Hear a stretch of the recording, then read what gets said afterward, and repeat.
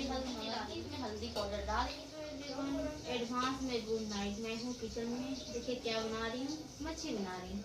आप सब खाओगे कमेंट करें, आप सबको भी खिलाएंगे मच्छी चावल। ओके, अभी मैं गई थी मच्छी लेने, यहाँ से वहाँ तक लाइन लगा था, लाइन में लग के मछली लेना पड़ा। अभी आप सब खाओगे बताइएगा, हम आप सबको भी खिलाएंगे। टमाटर काटे, टमाटर प्याज और मसाला पीसूंगी, तब मजा आएगी। तीखा बनाऊंगी, तीखा तीखा क्योंकि पसंद है मेरे को नहीं, उनको पसंद। ओके,